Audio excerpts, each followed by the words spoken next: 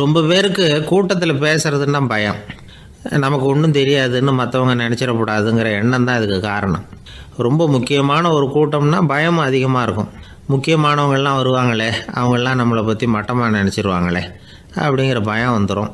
ஆனால் மேடை பேச்சுங்கிறது அவ்வளவு கடினமான ஒரு காரியம் இல்லைங்கிறாங்க அது சம்பந்தமான நிபுணர்கள். யாரும் பேச்சாளர் ஆகலாம், இது ஒன்றும் பெரிய கிஃப்ட்டு கிடையாது அப்படின்னு அவங்க சொல்கிறாங்க. நீங்கள் ஒரு சிறந்த பேச்சாளர் ஆகணுமா அப்படின்னா அதுக்குன்னு சில ஆலோசனைகளை சொல்லி வச்சுருக்கிறாங்க அனுபவசாலிகள். முதல் ஆலோசனை என்னென்னா, உங்கள் பேச்சு எளிமையாக இருக்கணும். ஏதாவது ஒரு கருத்து அல்லது 2 கருத்து சொன்னால் போதும். 20 அல்லது 30 கருத்துக்களை சொல்லிகிட்டே போகக்கூடாது. 2வது ஆலோசனை, நீங்கள் என்ன பேச போகிறீங்கிறது முதல்ல உங்களுக்கு நல்லா புரியணும். அதுக்கப்புறம் தான் அதை அடுத்தவங்களுக்கு புரிய வைக்க முடியும்.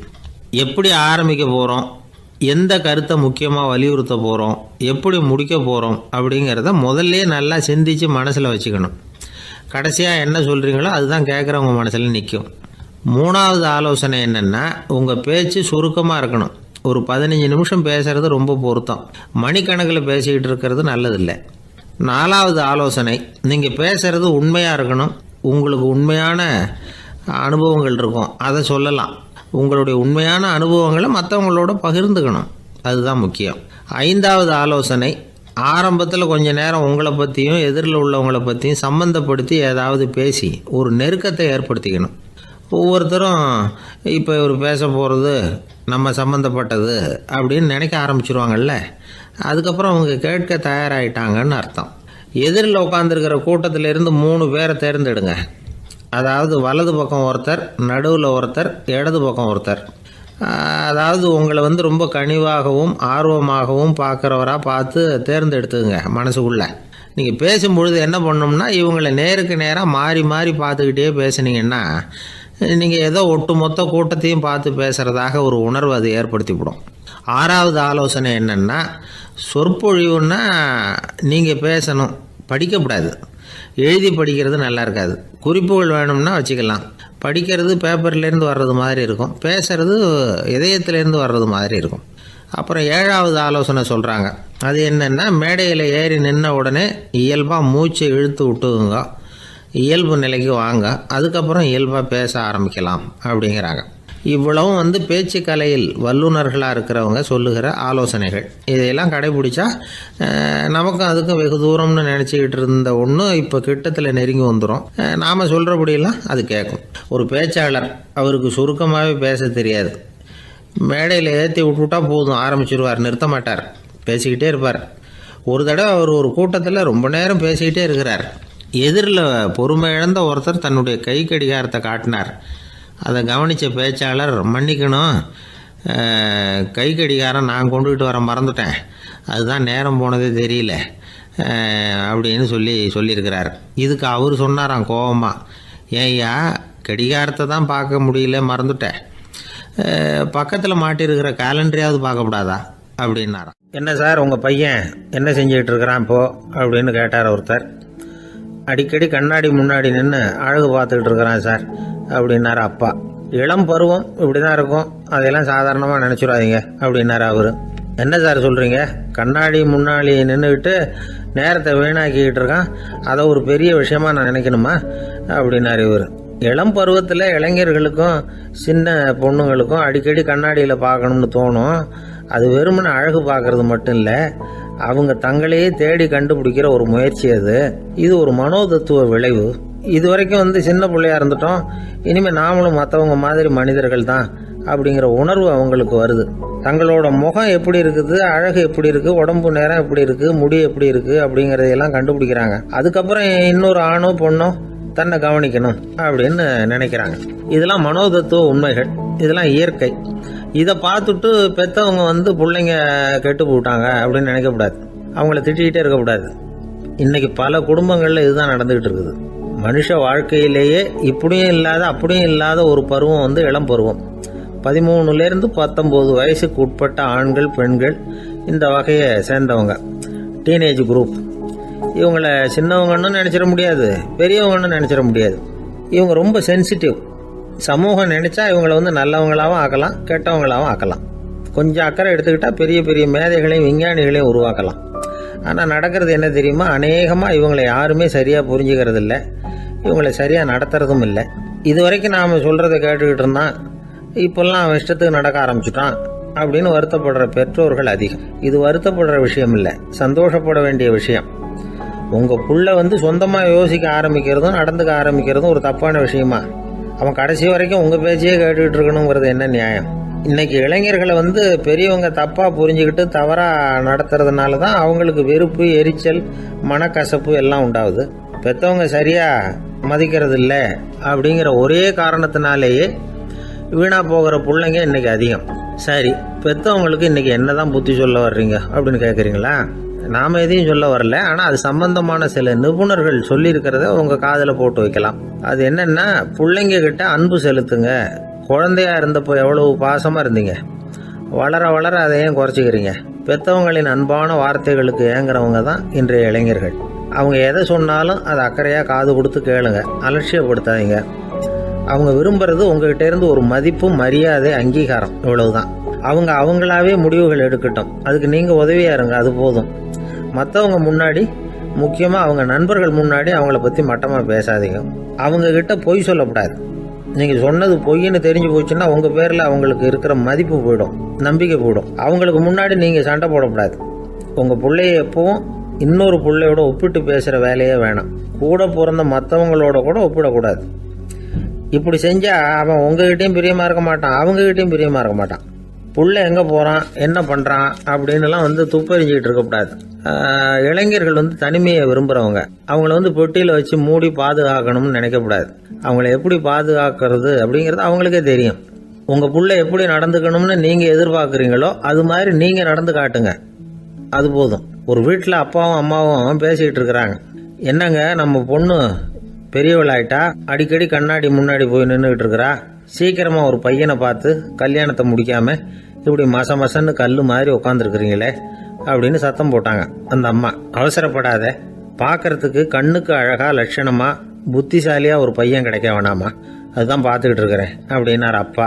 இதுக்கு அந்த அம்மா சொல்றாங்க, எங்க அப்பா இப்படியெல்லாம் நினைச்சுக்கிட்டு இருந்திருந்தா எனக்கு கல்யாணமே ஆயிருக்காது தெரியுமா அப்படின்னாங்களாம். எனக்கு ஒரு நண்பர், அவர் ஒரு வழக்கறிஞர். ஒரு நாள் அவர்கிட்ட பேசிக்கிட்டு இருந்தேன். அப்போ கேட்டேன், ஏன் சார் நீங்கள்லாம் கோர்ட்டில் வாதாடுறப்போ கருப்பு நிற அங்கி அணியிறீங்களே, அதுக்கு என்ன காரணம்? சட்டத்துக்கும் கருப்பு கலருக்கும் என்ன சம்பந்தம் அப்படின்னு கேட்டேன். அது ஒரு சுவாரஸ்யமான கதைன்னார் அவர். சொல்லுங்களேன் அப்படின்னு அவர் சொன்னார். கிபி 1694 வருஷத்துல இங்கிலாந்து அரசி 2வது மேரிங்கிறவர் இறந்து போனார். அந்த ராணியோட கணவர் 3ஆம் வில்லியம், அவரு ஒரு உத்தரவு போட்டாராம். அரசியோட மறைவுக்கு அனுதாபம் தெரிவிக்கிற வகையில வழக்குரைஞர்கள் எல்லாரும் கருப்பு நிற அங்கி அணியணும் அப்படின்னு. அன்னைக்கு ஆரம்பிச்ச அந்த பழக்கம் அதுக்கப்புறம் மாறவே இல்லையாம், இன்னைக்கும் தொடருது. வழக்குரைஞர்கள்லாம் முதல்ல கருப்பு அங்கி மட்டும்தான் அணிஞ்சாங்களாம். அதில் ஒரு சின்ன சங்கடம், ஏற்கனவே உடம்பு கருப்பாக இருக்கிறவங்க அதுக்கு மேலே கருப்பு ட்ரெஸ் வேற போட்டுக்கிட்டா முகம் பளிச்சுன்னு தெரியாது இல்லையா? அதனால முகம் பளிச்சுன்னு தெரியறதுக்காக அவங்கெல்லாம் வெள்ளை நிற பட்டியை அணிய ஆரம்பிச்சாங்களாம். இப்படி தான் இங்கிலாந்தில் அந்த பழக்கம் ஆரம்பமாயிருக்குது. அந்த சமயத்தில் இந்தியாவை ஆண்டது பிரிட்டிஷ்காரங்க தானே, அதனால இங்கேயும் அந்த பழக்கம் அப்படி நடைமுறைக்கு வந்துட்டுது. அதே மாதிரி சர்ச்சிலின் மூதாதையரான மார்ல்பரோ பிரபுவின் ஞாபகார்த்தமாக நீதிபதிகள் இந்த வெள்ளை குள்ளாய் அணிகிற முறை பழக்கத்துக்கு வந்துதான். இதுதான் என்னுடைய நண்பர் சொன்ன தகவல். இங்கிலாந்தில் நீதிமன்றம்ங்கிறது ரொம்ப மதிப்புள்ளது. அந்த அளவுக்கு சட்டத்துக்கு அங்கே மரியாதை. அங்கே நடந்த ஒரு சுவாரஸ்யமான நிகழ்ச்சியை ஒரு சகோதரி எழுதி அனுப்பியிருந்தாங்க. அவங்க அப்பா நீதித்துறையை சேர்ந்தவரா, அவர் சொன்னதான் இது. அவங்க எழுதி அனுப்பியிருந்த விஷயம் என்னென்னா, அங்கே ஒரு கேஸில் ஒரு முக்கியமான தீர்ப்பு வழங்க வேண்டி இருக்குது. ஜட்ஜி, பாரட்லா படித்த பெரிய பெரிய வக்கீல்கள், ஜூரி எல்லாருமா கூடி அந்த கேஸை பற்றி விவாதிக்கணும். சுமாராக 40 பேர். இதுக்காக கோர்ட்டு ஹாலில் விசேஷ சேம்பரில் நுழையிறதுக்கு முன்னாடி அவங்கெல்லாம் தங்களுடைய கோட்டு, தொப்பி எல்லாத்தையும் கழட்டி அங்கே நின்றுக்கிட்டு இருந்த ஒரு அட்டெண்டர்கிட்ட கொடுத்துட்டு உள்ளே போனாங்க. அந்த ஆள் படிக்காதவர். அவர் ஒவ்வொருத்தர் கொடுக்குறதையும் வாங்கி அங்கே அப்படியே ஒரு இடத்துல அடுக்கி வைக்கிறார். அப்படியே வாங்கி உள்ளே வச்சுக்கிட்டு இருக்கிறார் ஒவ்வொரு இடத்துல. அது அவரோட வேலை. உள்ளே போன ஜட்ஜி, வக்கீல், ஜூரி எல்லாரும் ரொம்ப நேரமாக அந்த கேஸை பற்றி விவாதிக்கிறாங்க. ஒரு நாள் பூரா ஆயிட்டுது. அவ்வளவு தீவிரமாக அக்கு வேறு ஆணி வேறையா பிச்சு உதறி இருக்கிறாங்க. ஒரு வழியாக 13 மணி நேரம் கழித்து வெளியில் வந்திருக்கிறாங்க. ஒவ்வொருத்தராக வர வர அந்த அட்டெண்டரும் அவங்கவுங்க கோட்டு தொப்பியை அவங்கக்கிட்ட எடுத்து ரொம்ப மரியாதையாக திருப்பி கொடுத்துக்கிட்டு இருக்கிறார். கடைசியாக ஜட்ஜ்மெண்ட்லாம் எழுதி முடிச்சுட்டு ரொம்ப திருப்தியோடவும் களைப்போடவும் வெளியில் வந்துக்கிட்டு இருக்கிறாராம். இந்த ஆள் அவருடைய மேல் கோட்டையும் தொப்பியையும் எடுத்து அவர்கிட்ட ரொம்ப மரியாதையோடு நீட்டினாராம். ஜட்ஜுக்கு ரொம்ப ஆச்சரியம்.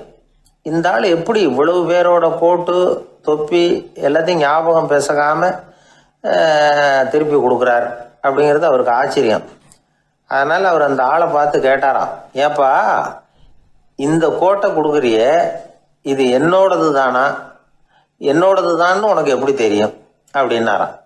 இதுக்கு அந்த பியூனு ரொம்ப பதவிசா பதில் சொன்னாராம், ஐயா இந்த கோட்டு ஹேட்டை உங்ககிட்ட வாங்கி மாட்டினேன், இப்போ திரும்ப உங்ககிட்ட தரணும், தந்துட்டேன், இதுதான் என்னோட வேலை, மற்றபடி இது உங்களோடதா இல்லையா அப்படிங்கிறதெல்லாம் எனக்கு தெரியாதுங்க அப்படின்னாராம். ஒரு சீடன் அந்த காலத்துல அஹிம்சைக்கு மரியாதை அதிகமா இருந்தது. இந்த காலத்துல இம்சைக்கு அதிக மரியாதை. ஒரு பெரியவர் இருந்தார். உண்மையை பத்தியும் சத்தியத்தை பத்தியும் நிறைய உபதேசம்லாம் பண்ணார். அது பிரகாரமே நடந்தார். அவர் பின்னாடி நிறைய கூட்டம்லாம் இருந்தது. சீடர்கள் அதிகமா இருந்தாங்க. அவர் கொள்கைக்கு மரியாதை இருந்தது. ஆனா காலப்போக்கில் அந்த மரியாதை குறைஞ்சி போச்சு. அவர் பின்னாடி போன கும்பலும் குறைஞ்சி போச்சு. இது ஏன்? இப்படி ஒரு கேள்வி கேட்டார் ஒருத்தர். அதுக்கு பதில் சொல்ல வந்தார் ஒருத்தர். அவரு ஒரு கதையை சொன்னார். சீக்கிய கதை. அதாவது மகான் குருநானக் உபதேசம் பண்ணிக்கிட்டு இருந்த காலம். அவர் பின்னாடி ஏகப்பட்ட கூட்டம் போற இடமெல்லாம் மக்கள் வெள்ளம் அவர் பின்னாடியே போயிட்டு இருந்ததுதான். அவர் எந்த ஊருக்கு போனாலும் எல்லாரும் பின்னாடியே போனாங்க. இந்த கூட்டத்தையும் அவங்க கிட்ட இருக்கிற ஆர்வத்தை போனார் ஒருத்தர். அவரு குருநானக்கோட நண்பர். அவர் நேரா போய் குருநானக்க பார்த்தார். ஆகா, உங்களுக்கு தான் எத்தனை 1000 சீடர்கள் அப்படின்னார். குருநானக் இதை கேட்டுட்டு லேசா சிரிச்சார். அவ்வளவுதான், பதில் எதுவும் சொல்லல. கொஞ்ச நாள் கழிச்சு குருநானக் ஒரு ஊரை விட்டுட்டு இன்னொரு ஊருக்கு புறப்பட்டார். ஆயிரக்கணக்கான ஜனங்கள் பின்னாடி போனாங்க. சும்மா போல குரு மகாராஜுக்கு ஜே அப்படின்னு கோஷம் போட்டுக்கிட்டே போறாங்க. ஒரு சாலை ஓரமா போய்கிட்டே இருக்கிறாங்க. திடீர்னு ஒரு இடத்துல ஆகாசத்துல இருந்து செப்பு காசுகள் மழை மாதிரி கொட்டிச்சு. கோஷம் போட்டுக்கிட்டு வந்தவங்க எல்லாம் பாதி பேர் உடனே கதைஞ்சு ஓடினாங்க. அவங்களுக்கு கிடைச்ச செப்பு காசையெல்லாம் பொறுக்கிக்கிட்டு மடியில கட்டிக்கிட்டு சொல்லிக்காம கொள்ளாம நழுவி போயிட்டாங்க. அவர் இதையெல்லாம் கவனிக்காம தொடர்ந்து போய்கிட்டே இருக்கிறார். அடுத்த ஊருக்கு போனார். அங்க மறுபடியும் ஒரு பணமழை. போன தடவை செப்பு காசு கொட்டுச்சு, இந்த தடவை இங்க வெள்ளி காசா கொட்டுது. இப்பவும் இருந்த கூட்டத்துல பாதி பேர் கும்பல் அப்படியே கலைஞ்சு ஓடி போய் முடிஞ்ச அளவுக்கு அதை பொறுக்கிட்டு அப்படியே ஓடிட்டாங்க. குருநானக் தொடர்ந்து போறார். இன்னொரு ஊர்ல மறுபடியும் பணமழை. இந்த தடவை வெறும் தங்க காசா விழுது. இதை பார்த்ததும் மீதி இருந்த கும்பலும் கலைஞ்சு ஓடி போய் தங்க காசை அள்ளிட்டு அம்பேல் ஆயிட்டுது. குருநானக் திரும்பி பார்த்தார். கடைசியா எஞ்சி இருந்தது ஒரே ஒரு சீடர் தான். செப்பு காசு, வெள்ளி காசு, தங்க காசு எதையும் பொருட்படுத்தாம இவர் பின்னாடியே வந்துகிட்டு இருக்கிறார். நீதான்ப்பா என்னுடைய உண்மையான சீடன் அப்படின்னு சொல்லி அவரை வாழ்த்தி அவர்கிட்ட தன்னுடைய பணிகளை ஒப்படைச்சாராம் குருநானக். அவ்வளவுதான் அந்த கதை. அதை கேட்டதும் உண்மைக்கு ஏன் மரியாதை குறைஞ்சி போச்சுங்கிறது புரியுது. நல்லவங்க பின்னாடி போற கூட்டம் குறையறதுக்கு இதுதான் காரணம். காசு தான் முக்கியம்னு நினைக்கிறவங்க அதிகமாயிட்டாங்க இந்த காலத்துல. காசு முக்கியம்தான், இல்லைன்னு சொல்லல. ஆனா காசு நமக்கு அடிமையா இருக்கணும். வேலைக்கார மாதிரி இருந்து வேண்டியதை வாங்கி கொடுக்கணும். நாம காசுக்கு அடிமையாயிடக்கூடாது. அப்படி ஆகும் பொழுதுதான் விவகாரம் ஆரம்பம். இந்த காலத்து குரு ஒருத்தர், அவருக்கு பின்னாடி ஏகப்பட்ட சீடர்கள் இருந்தாங்க. ஒரு காலத்துல ஒவ்வொரு கட்டத்துல ஒவ்வொருத்தரா நழுவி போயிட்டாங்க. இப்ப மிஞ்சி இருக்கிறது ஒரே ஒரு சீடன் தான். ரொம்ப பவ்யமா கையை கட்டிட்டு அவர் முன்னாடி உட்காந்துருக்கிறான். கடைசியில நீ மட்டுமாவது இருக்கியப்பா, அது போதும், நீ தான் எனக்கு உண்மையான சீடன் அப்படின்னாராம் குரு. அதுக்கு அந்த சீடன் சொல்லியிருக்கான், அப்படி இல்லைங்க சுவாமி, நீங்க இப்போ உட்காந்துக்கிட்டு இருக்கிற பீடத்துக்கு அடியில பெட்டியில பணம் வச்சிருக்கிறீங்க, அது எனக்கு தெரியும். அதனால நீங்க எப்போ எழுந்திரிச்சு அந்த பக்கம் போவீங்கன்னு பாத்துக்கிட்டு இருக்கிறேன் அப்படின்னா. ஒரு ஊர்ல ஒரு துறவி இருந்தார், புத்த சமய துறவி. அந்த ஊர் மன்னன் அவரை பத்தி கேள்விப்பட்டிருக்கான். ஒரு நாள் புறப்பட்டு போனான். துறவியின் பாதங்களை தொட்டு வணங்கினான். அதுக்கப்புறம் சொன்னான், ஐயா, நான் உங்களை அரண்மனைக்கு அழைச்சிட்டு போறதுக்காக வந்திருக்கிறேன். இனிமே நீங்க இங்க எதுக்கு இருக்கணும் அப்படின்னானா. அவன் மனசுக்குள்ள என்ன நினைப்புன்னா, இவர் எங்க வர போறாரு, நான் ரொம்ப எளிமையானவன், எனக்கு எதுக்கு அரண்மனை வாசம்னு சொல்லி விடுவார் அப்படின்னு நினைச்சிருக்கான். ஆனா அந்த துறவி என்ன பண்ணார் தெரியுமா? அப்படியா, சரி போகலாம் வா, போய் உன் ரதத்தை கொண்டுட்டு வா, அரண்மனைக்கு போகும்பொழுது அதுக்கு தகுந்த மாதிரி ஆடம்பரமாக போகணும் அப்படின்னு விட்டாரான். துறவி இப்படி சொன்னதும் அந்த மன்னனுக்கு மனசுக்குள்ள சந்தேகம் வந்துட்டுது. இவர் உண்மையிலேயே துறவி தானா, ஏமாத்து பேர் வழி மாதிரி தெரியுதே அப்படின்னு நினச்சிருக்கான். இருந்தாலும் இனிமேல் என்ன பண்ணுறது, சொல்லியாச்சு. ரதத்தை கொண்டுகிட்டு வந்தான். துறவி ஏறி உக்காந்தார். பக்கத்தில் ராஜா. அவர் ரொம்ப உற்சாகமாக வரார். இவன் ரொம்ப சோர்ந்து போய் வரான். துறவி மரத்தடியிலேயே வாழ்ந்து பழக்கப்பட்டவர், அரண்மனையில் எளிமையாக ஒரு இடத்துல உட்காந்துக்குவார் அப்படின்னு நினச்சான். ஆனால் அப்படி இல்லை. அரண்மனைக்கு வந்த உடனே அந்த துறவி அதை கொண்டுட்டு வா இதை கொண்டுட்டு வான்னு சொல்லி உத்தரவு போட ஆரம்பிச்சுட்டார். அரண்மனையில் இருந்தால் அரசனை மாதிரி இருக்கணும் அப்படிங்கிறார். ராத்திரி பூரா சௌரியமாக தூங்கினார். பகலில் அரண்மனை தோட்டத்தில் உலாவ வேண்டியது, நீச்சல் குளத்தில் குளிக்க வேண்டியது, இப்படியே பொழுது போக்கிட்டு இருக்கிறார். அந்த அரண்மனையில் துறவி மகிழ்ச்சியாக இருக்கிறார். மன்னனால் அப்படி இருக்க முடியல.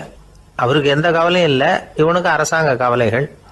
துறவி அப்படி இருக்கிறத இவனால் தாங்கிக்க முடியல. ஒரு நாள் அவர்கிட்டயே போய், நான் உங்ககிட்ட கொஞ்சம் பேசணும் நானா. துறவி பார்த்தார். நான் இந்த அரண்மனைக்கு வரும்பொழுதே நீ என்னமோ என்கிட்ட கேட்கணும்னு நினைச்ச. ஏன் காலதாமதம்? நீ அனாவசியமாக உன்னையே தொந்தரவு பண்ணிட்டு இருக்கிற. நீ கவலையாக இருக்கேங்கிறது எனக்கு புரியுது. நான் மரத்தடியில் இருந்தப்போ கூட என்னை அடிக்கடி சந்திச்சுக்கிட்டு இருப்பேன். ஏதாவது விளக்கம் கேட்கறது உண்டு. இங்கே வந்த பிறகு என்னை சந்திக்கிறது கூட அபூர்வமாக போயிட்டுது. நீ இப்போ என்ன கேட்க போறேங்கிறது எனக்கு தெரியும், இருந்தாலும் கேளு அப்படின்னாராம். வேற ஒன்றும் இல்லைங்க, இப்போ உங்களுக்கும் எனக்கு என்ன வித்தியாசம்? 2 பேரும் அரண்மனையில் தான் இருக்கிறோம். நீங்கள் மகிழ்ச்சியாக இருக்கிறீங்க, நான் அப்படி இருக்க முடியல. இவ்வளவுக்கும் நீங்கள் முன்னாடி இருந்தது மாதிரி இல்லை. தினமும் தங்க தேர் கேட்குறீங்க, உயர்தரமான ஆடைகள் அணிகிறீங்க, சுவையான சாப்பாடு. இப்படி இருக்கிறப்போ உங்களுக்கும் எனக்கு என்ன வித்தியாசம்? இதுதான் மன்னனுடைய கேள்வி. இதுக்கு பதில் சொல்கிறேன், என் கூட புறப்பட்டு வா, இந்த நகரத்துக்கு வெளியில் போவோம் அப்படின்னு சொல்லி அரசனை கூப்பிட்டுக்கிட்டு ஊர் எல்லைக்கு சேர்ந்தார் துறவி. அங்கே போய் சொன்னார், இதை பாருப்பா, இந்த இடத்த தான் தேடிக்கிட்டு இருந்தேன். இனிமே நான் திரும்பி வரப்போறதில்ல. நீ என்னோட வர்றியா திரும்பி போறியா அப்படின்னார். நான் எப்படிங்க உங்கள் கூட வர முடியும்? என்னுடைய நாடு, என்னுடைய சொத்துக்கள், மனைவி, மக்கள் எல்லாத்தையும் விட்டுட்டு எப்படிங்க வர்றதுன்னா. இப்போ அந்த துறவி சொன்னார், இப்போ வித்தியாசத்தை தெரிஞ்சுக்கிட்டியா? நான் அரண்மனையில் இருந்தேன், எல்லா வித பொருள்களும் உடையவனாக இருந்தேன். ஆனால் எதையும் சொந்தம் கொண்டாடுறவனா இருக்கல. ஆனால் நீ அப்படி இல்லை, எல்லாத்தையும் சொந்தம் கொண்டாடிக்கிட்டு இருக்கிற. இதுதான் நமக்குள்ள வித்தியாசம் அப்படின்னு சொன்னார். அரண்மனை ஆடைகளை அப்படியே கலைஞர் அரசங்கிட்ட கொடுத்தார். உன்னுடைய ஆடைகளை நீயே வச்சுக்கோன்னார். அவர் பாட்டுக்கு நடந்து போனார், திரும்பியே பார்க்கல. அரசனுக்கு அப்போதான் தன்னுடைய அறியாமை விளங்குச்சான். இதிலிருந்து நாம புரிஞ்சுக்க வேண்டியது என்னன்னா, இந்த உலகத்தில் எத்தனையோ பொருள்கள், அதையெல்லாம் முறையாக பயன்படுத்தினா மகிழ்ச்சி. அதை விட்டுட்டு அதுக்கெல்லாம் சொந்தம் கொண்டாட ஆரம்பித்தா கவலை. நம்ம ஆட்கள் சொந்தம் கொண்டாடுற விதமே தனி. ஒரு ஆள் இன்னொருத்தங்கிட்ட ஒரு கொடை கடன் வாங்கியிருந்தான், திருப்பி கொடுக்கல. கொடையை கொடுத்தவன் கேட்டான், என்கிட்ட கடன் வாங்கினிய கொடை, அதை கொஞ்சம் திருப்பி தர்றியான்னா. அது உனக்கு இப்போ அவசரமாக தேவைப்படுதா அப்படின்னு கேட்டான் இவன். எனக்கு தேவைப்படலை, அந்த கொடையை நான் யாருக்கிட்ட வாங்கியிருந்தேனோ அவனுக்கு இப்போ அது அவசரமாக தேவைப்படுது அப்படின்னு நானும். அந்த ஆள். ஒரு அப்பாவுக்கு 2 பிள்ளைங்க. மூத்தவன் ரொம்ப அடக்கம், அப்பா எது சொன்னாலும் கேட்பான், பெரியவங்களுக்கு கீழ்ப்படிஞ்சு நடப்பான். இளையவன் அப்படி இல்லை, தான் நினைச்சதை தான் சொல்லுவான், செய்வான். அடுத்தவங்க சொல்கிறத கேட்க மாட்டான், அடங்கி நடக்க மாட்டான். இந்த 2 பேரில் யாரை உங்களுக்கு பிடிக்கும்? பெரியவனை தான் பிடிக்கும். ஏன்னா அவன் தான் சொல்கிற பேச்சை கேட்குறவன் அப்படின்னு சொல்லுவீங்க. ஆனால் ஒரு ஞானி என்ன சொல்கிறார் தெரியுமா? ஒரு குழந்தை அதன் அறிவுக்காக மதிக்கப்பட வேண்டுமே தவிர அதனுடைய கீழ்ப்படியும் தன்மைக்காக அல்ல அப்படிங்கிறார். நம்ம குழந்தைகளை சுயமாக சிந்திக்கிறதுக்கு நாம் விடுறதில்ல, மற்றவங்களை பார்த்து காப்பி அடிக்கிறதுக்கு தான் நாம் அவங்களுக்கு கற்றுக் கொடுக்குறோம். புகழ்பெற்ற மனிதர்கள் சிலருடைய பேரை சொல்லி நீயும் அவர் மாதிரி ஆகணும், இவர் மாதிரி ஆகணும் அப்படின்னு சொல்லிகிட்டே இருக்கிறோம். குழந்தைகள் தங்களுடைய தனித்தன்மையை வளர்த்துக்கிறதுக்கு நாம் தடையாக இருக்கிறோம்.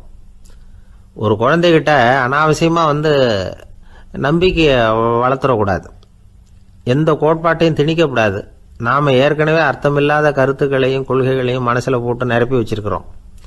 இந்த உலகத்துக்கு புதுசாக சேர்ந்திருக்கிற ஒரு குழந்தையின் தூய்மையான மனசில் நம்ம கருத்துக்களை அறிமுகம் செய்ய அல்லது திணிக்கிறதுக்கு நமக்கு எந்த அதிகாரமும் கிடையாது. ஒரு குழந்தைய நீ இந்த மதத்தை சேர்ந்தவன் அப்படின்னு பிறந்ததுமே ஒரு முத்திரை குத்தி விடுறோம். இது அதோட சுதந்திரத்தை ஆரம்பத்திலேயே கிள்ளி எறிகிறது மாதிரி தான்.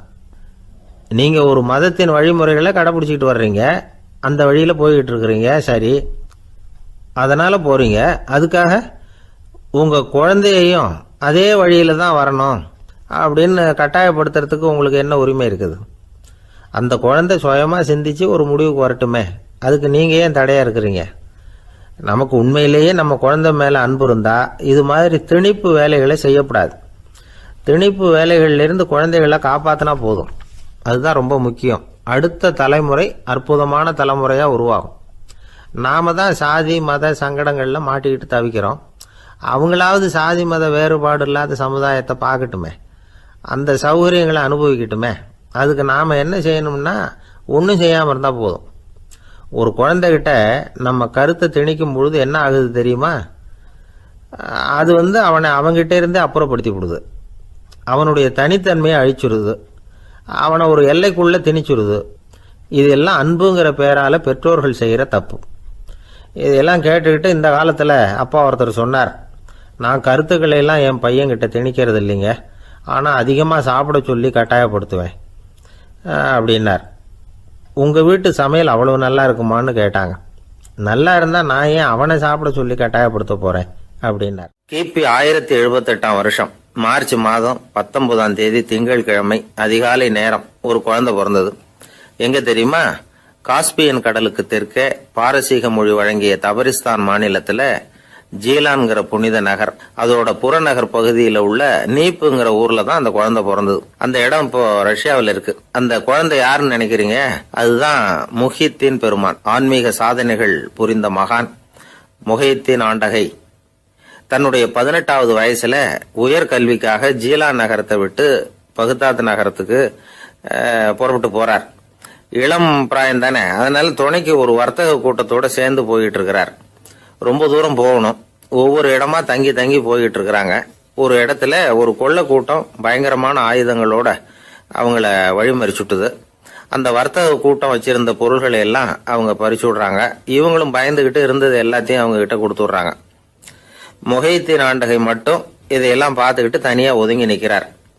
ஒரு 18 வயசு பையன் மட்டும் இப்படி தனியா அநாத சிறுவன் மாதிரி நின்றுட்டு இருக்கிறத அந்த கொள்ளை கூட்டத்தில் இருந்த ஒருத்தன் பார்க்கறான். கிட்ட நெருங்கி வர்றான். அலட்சியமாகவும் கிண்டலாகவும் உங்ககிட்ட ஏதாவது இருக்குதா அப்படின்னு கேட்கறான். இவங்கிட்ட என்ன இருக்க போகுது அப்படிங்கிற நம்பிக்கையில அவன் அப்படி கேட்கறான். உடனே இவரு இருக்குதே, என்கிட்ட 40 தீனார் இருக்கு அப்படிங்கிறார். இப்படி சொல்லியும் அந்த கொள்ளைக்காரனுக்கு நம்பிக்கை வரல. என்னிடம் விளையாடாத, பொய் சொல்லாத, உண்மையை சொல்லு அப்படிங்கிறான் அவன். உண்மையை தான் சொல்றேன், என்கிட்ட 40 தீனார் இருக்கு அப்படிங்கிறார் இவர். எங்க வச்சிருக்கிற அப்படின்னு கேட்கறான். சட்டையின் விழாப்புறத்தில் உள்ள பகுதியில அதை வச்சு தச்சிருக்கிறாங்க அப்படின்னு உண்மையை சொல்றார். உடனே கொள்ளை கூட்ட தலைவன் அதை கத்தியால கீறிப்பார் அப்படின்னு உத்தரவு போடுறான். அந்த சட்டையை கிழிக்கிறாங்க. உள்ள இருந்து 40 பொற்காசுகளும் பொல பொலன்னு கீழே கொட்டுச்சு. அதை பார்த்த உடனே அந்த கொள்ளை கூட்ட தலைவன் மலைச்சு போய் நின்னுட்டான். காசை பார்த்துட்டு அவன் மலைச்சு போகல, பொய் பேசாத அந்த பையனோட நேர்மையை பார்த்துட்டு அவன் அப்படி நின்னான். மெதுவா அந்த பையன் கிட்ட வந்தான். ஏன்பா, நீ என்ன பணக்கார குடும்பமா அப்படின்னு கேட்டான். அப்படிலாம் இல்ல, எனக்கு அப்பா இல்ல, அம்மா மட்டும்தான் உண்டு. எங்க அப்பா எனக்குன்னு விட்டு போன சொத்தே இந்த 40 தீனார் தான் அப்படின்னாரு இவர். அப்படி இருந்துமா உண்மை பேசணும்னு ஆசைப்பட்டேன். என்கிட்ட ஒண்ணும் இல்லைன்னு ஒரு வார்த்தை சொன்ன உன்னை விட்டுருப்போமே அப்படின்னா அவன். அப்படி இல்லைங்க, நான் இறைவன் திருநாமத்தை அறியக்கூடிய கல்வி ஞானத்துக்காக இப்ப போயிட்டு இருக்கிறேன். இறைவன் திருநாமத்தை உச்சரிக்க வேண்டிய நாவால பொய் பேசக்கூடாதுன்னு எங்க அம்மா சொல்லியிருக்கிறாங்க. அதனால நான் எப்பவுமே பொய் சொல்ல மாட்டேன் அப்படின்னு என்னுடைய தாய்க்கு வாக்கு கொடுத்திருக்கிறேன் அப்படின்னார் அவர். முஹித்தீன் பெருமான் வார்த்தைகளை கேட்ட அந்த கொள்ளையர்கள் மனம் திருந்தி நல்லவங்களா ஆயிடுறாங்க. அந்த கொள்ளையர் தலைவன் பிற்காலத்துல ஒரு பெரிய மகான் ஆயிடுறார். பெரியவர்கள் வாழ்க்கையில நடக்கிற இது மாதிரி சம்பவங்கள் தான் நாம நல்ல விதமா வாழறதுக்கு துணையா இருக்கும். அந்த காலத்துல கொள்ளையர்களே பெரியவங்க செயலை பார்த்து மனம் திருந்தி இருக்கிறாங்க. இந்த காலத்துல யார் இப்படி இருக்கிறா? இந்த காலத்துல மகான் ஒருத்தரை பார்த்தேன், எனக்கு வேண்டியப்பட்ட மகான். ஏங்க, நீங்களும் மகான் ஆகிறதுக்கு முன்னாடி கொள்ளை அடிச்சுட்டு இருந்தீங்களா அப்படின்னு கேட்டேன். அவர் மெதுவா கண்ணை திறந்து என்ன நிமிந்து பார்த்தார். அப்படி இல்லப்பா, நான் கொள்ளை அடிக்கிறதுக்காகத்தான் மகானாவே ஆகி இருக்கிறேன் அப்படின்னு சொல்லிவிட்டு மறுபடியும் கண்ணை மூடிட்டார். மனிதர்கள்ல சில பேரு ரொம்ப வித்தியாசமா நடந்துக்குவாங்க. மற்றவங்களுக்கு அது ரொம்ப ஆச்சரியமா கூட இருக்கும். அந்த ஆள் ஒரு மாதிரி பார்த்து நடந்துக்கோ அப்படின்னு கூட சொல்கிறது உண்டு. இவங்களை பார்த்து நாம் பித்து குளியும்போம். உளவியல் இவங்களை எக்ஸென்ட்ரிக்ஸ் அப்படின்னு சொல்லுது. இவங்களை மனநோயாளிகள்னு தவறாக புரிஞ்சிக்க கூடாது. அவங்க வேற இவங்க வேற. எக்ஸென்ட்ரிக்ஸ் பற்றின சில விவரங்கள் ஒரு புத்தகத்தில் இருக்குது. அதாவது ஸ்காட்லாந்தில் ஒரு உளவியல் மருத்துவர் அதை எழுதியிருக்கிறார். அவர் பேர் டாக்டர் டேவிட் வீக்ஸ். அவருக்கு ஒரு உதவியாளர் இருந்தாராம். அவர் பேர் கேட் வுட். இவங்க 2 பேரும் சேர்ந்து இங்கிலாந்து பூரா சுற்றி பார்த்துருக்காங்க. 3 வருஷம் சுற்றினாங்களாம். நான் சொன்னது மாதிரி ஒரு மாதிரியாக இருக்கிற ஆசாமிகள் பல பேரை சந்தித்து பேசி அவங்கள பற்றி ஆய்வுலாம் நடத்தியிருக்கிறாங்க. அப்படி நடத்தி அதை ஒரு புஸ்தகமாக எழுதியிருக்கிறாங்க. நிறைய பேசி பார்த்துட்டு அவங்க சொல்லியிருக்கிறத கேட்டால் ரொம்ப ஆச்சரியமாக இருக்குது. நாம் இவங்களை பார்த்து பித்துக்குழிங்கிறோம், எக்ஸென்ட்ரிக்ஸ் அப்படின்னு சொல்கிறோம், கிண்டல் கூட பண்ணுறோம். ஆனால் அவங்களோட அறிவு ரொம்ப தெளிவானதான். இந்த ஆராய்ச்சியாளர்கள் சொல்கிறாங்க. அவங்க உடல் நலமும் ரொம்ப நல்லா இருக்குதான். உடம்புலையும் எந்த கோளாறும் இல்லையா. அவங்களுக்கு மகிழ்ச்சியும் அதிகமாக, ஆயுளும் அதிகமாக. அவங்களில் பல பேர் என்ன சொல்கிறாங்கன்னா, நீங்கள் நினைக்கிறது மாதிரி இல்லை நாங்கள், ஆனால் நாங்கள் மற்றவங்கள்லேருந்து வேறுபட்ட தன்மை உள்ளவங்க அப்படிங்கிறத ஒத்துக்கிறாங்களாம். இந்த உலகம் பிறந்ததுலேருந்தே இப்படிப்பட்ட வித்தியாசமான ஆசாமிகளும் பிறந்திருக்கிறாங்க. சரி, அப்படிப்பட்டவங்க எப்படி இருப்பாங்க? இப்போ ஒரு மகாராஜா தன்னோட நாய்க்கு லட்சக்கணக்கில் பணம் செலவு பண்ணி கல்யாணம் பண்ணி வச்சிருக்கிறார். ஒரு கோடீஸ்வரர் தான் வளர்த்துக்கிட்டு இருந்த பூனைகளுக்கு தன்னோட சொத்து பூராவை எழுதி வச்சிருக்கிறார். இது மாதிரி ஒருத்தர் 2 பேர் இல்லை, நிறைய பேர் உண்டு. சில பேர் எப்படி தெரியுமா, அவங்களுக்கு வசதியில் எந்த குறையும் இருக்காது. வீடு, காரு, பணம் எல்லாம் தாராளமாக இருக்கும். அப்படி இருந்தாலும் அவங்கக்கிட்ட ஒரு பழக்கம் இருக்கும். யாராவது ஒரு நண்பர் வீட்டு விசேஷத்துக்கு போயிருப்பார், இல்லைன்னா ஒரு கடைக்கு போயிருப்பார். அவங்க ரொம்பவும் மரியாதையாக வரவேற்று எல்லாம் பண்ணிகிட்டு இருப்பாங்க. ஆனால் இவர் அவங்களுக்கு தெரியாமல் ஏதாவது ஒரு பொருளை திருடி பாக்கெட்டில் போட்டுட்டு வந்துடுவார். அப்படி வந்தால் தான் இவருக்கு திருப்தி. பல பேர் அவங்க வளர்த்த பிராணிகளுக்கு பளிங்கு கல்லால் சமாதி கட்டி வச்சிருக்கிறாங்க. இப்படிலாம் பண்ணுறாங்க. பல பேர் அவங்களுக்கு பிடித்தமான ஒருத்தர் எப்படியோ அதே மாதிரி தலைமுடி, தாடி வச்சுக்கிறது, உடை உடுத்திக்கிறது, மலை குகையில் போய் குடியிருக்கிறது, இப்படி எவ்வளவோ வினோதமான நடவடிக்கைகள். இவங்களையெல்லாம் ஆய்வு பண்ணின டாக்டர் வீக்ஸ் என்ன சொல்கிறாரு தெரியுமா? பொதுவாக இவங்க உயர்ந்த புத்திசாலிகளாக இருக்கிறாங்க. ஒருமைப்பட்ட மனம், கருமையுமே கண்ணான பண்பு, தனிமையை நாடுற மனப்பான்மை எல்லாம் இவங்களுக்கு உண்டு. அவங்களில் பல பேர் அவங்க பெற்றோருக்கு முதல் குழந்தை அல்லது ஒரே குழந்தை இப்படி தான் இருக்கிறாங்க. இது மாதிரியானவங்க பெண்கள் 1 பங்குன்னா ஆண்கள் 2 பங்கு. இவங்கெல்லாம் ஆக்கப்பூர்வமான செயல் செய்கிறாங்க. அப்படிப்பட்டவங்களா தான் இருக்கிறாங்க. அடுத்தவங்க கிட்ட அன்பு காட்டுறவங்களா இருக்கிறாங்க, உற்சாகம் ஊட்டுறவங்களா இருக்கிறாங்க. அவங்களுடைய ஆக்கப்பூர்வமான பணிகளுக்கு ஊக்கம் கொடுத்தா அவங்க மன சந்தோஷமும் உடல் நலமும் பெருகும், ஆயுளும் கூடும். இதெல்லாம் அந்த டாக்டருடைய கண்டுபிடிப்பு. பித்துக்குழித்தனத்துக்கும் மனநோய்க்கும் வித்தியாசம் உண்டுங்கிறத சொல்கிறது தான் இந்த தகவல். அதனால் 2ம் ஒன்றுன்னு நினச்சிடக்கூடாது. ஒரு நண்பன் ஒருத்தனை பற்றி சொல்கிறோம். அவன் எந்த வகைன்னு நீங்களே முடிவு பண்ணுங்களேன். அவன் ஒரு கல்யாண வீட்டுக்கு போய் சாப்பிட்டுட்டு வெளியில் வந்தோம். அவன் கூட வெளியில் வந்த உடனே ரொம்ப நேரமாக தன்னோட செருப்பை தேடிக்கிட்டு இருந்தான். என்னப்பா இன்னுமா உன் செருப்பு கிடைக்கல அப்படின்னு கேட்டோம். இல்லை என்னது முன்னாடியே கிடைச்சுட்டுது, அதை விட நல்லதாக ஏதாவது கிடைக்குமான்னு பார்க்குறேன் அப்படின்னா. அவன் பத்திரிகையில் வர்ற செய்திகளை கூட நகைச்சுவையாக சொல்றது உண்டு. அதாவது அதை நேரடியாக சொன்னால் வானொலியில் அனுமதிக்க மாட்டாங்க சில விஷயங்களை. அது சின்னாருக்கு கௌரவ குறைச்சல், அது வேடிக்கை கலந்து நகைச்சுவோடு சொல்லும்பொழுது அதை அனுமதிச்சிருவாங்க. அப்போ அந்த விசாரணை கமிஷன் அது நிறைய நடந்துகிட்டு இருந்தது. டெல்லியில இருந்து அமலாக்க பிரிவு அதிகாரிகள்லாம் வராங்க போறாங்கன்னு பத்திரிகையில் அமர்க்கலப்பட்ட இடம். அந்த நேரம் நான் ஒரு ரேடியோவில் ஒரு செய்தியை தயார் பண்றோம். அப்போ என்ன பண்ணேன்னா, இது மாதிரி அந்த பத்திரிகை செய்தியை வச்சுக்கிட்டே ஒரு செய்தி சொன்னோம், இன்னொரு தகவல் சொல்லி. அதனால ஒருத்தன் தமிழ்நாட்டில் ஒரு ஆள், அவன் திடீர்னு கோடீஸ்வரன் ஆயிட்டான். நேற்று வரைக்கும் சாதாரணமா இருந்தாள், இன்னைக்கு கோடீஸ்வரன் ஆயிட்டான். டெல்லியில இருந்து 2 அதிகாரிகள் வராங்க. எப்படி அவன் பணம் சேர்த்தான்னு கண்டுபிடிக்கிறதுக்கு அவனை கூப்பிட்டு 2 அதிகாரிகளும் எப்படிடா பணம் சேர்த்த? நான் ஒன்றும் தப்பான வழியில பணம் சேர்க்கல சார், நான் பந்தயம் கட்டியே பணக்காரன் ஆயிட்டேன். பந்தயம் கட்டியே எப்படிடா பணக்காரன் ஆக முடியும் அப்படின்னா, நீங்க நம்புங்க சார், நான் பந்தயம் கட்டி தான் பணக்காரன், தப்பான வழியில சேரல சார். பந்தயம் கட்டி எப்படா கோடீஸ்வரன் நானு அப்படின்னா, நாங்க நம்ப முடியாதுன்னு இருக்கான் விசாரிக்க வந்தவன். அப்படின்னா உங்ககிட்ட ஒரு பந்தயம் கட்டட்டுமான் இருக்கான் விசாரிக்க வந்தவன்ட்டிய. என்னடா பந்தயம் அப்படின்னா, ஒண்ணுமில்ல சார், இது என் கண்ணு, இது என் பல்லு, என் கண்ணை என் பல்லாலேயே கடிக்கிறேன், எவ்வளவு பந்தயம் விசாரிக்க வந்தா 100 ரூபாய் எடுத்து வச்சான், இதை ப்ரூவ் பண்றான்னு. அப்படியே கண்ணை எடுத்துட்டான். அது பளிங்கு கண்ணு, ஏற்கனவே ஒரு கண்ணு பளிங்கு கண்ணு வச்சுனா எடுத்து கடிச்சு விட்டான். இது விசாரிக்க வந்தாலும் 100 ரூபாய் விட்டுட்டு நிக்கிறான். எப்படி பணம் சேர்த்தான்னு வந்தவன் உடனே இன்னொருத்தன், இவன்ட்ட என்னடா பேச்சு கொடுக்காரா, நம்ம பணம் தான் அங்க போயிட்டு இருக்கு, உனக்கு விசாரிக்க தெரியல, போடா நான் விசாரிக்கிறேன்னு அடுத்த வந்தான். அது நீ ஒழுங்கா சொல்றேன், எப்படிடா பணம் சேர்த்தேன் சார், நீங்க கொஞ்சம் புத்திசாலியா தெரியுது அவரை விட, நீங்களாவது நம்புங்க சார், பந்தயம் கட்டி தான் பணம் சேர்த்தேன், நான் நம்ப முடியாது. அப்படின்னா உங்ககிட்ட இன்னொரு பந்தயம் கட்டட்டுமா அப்படின்றான்.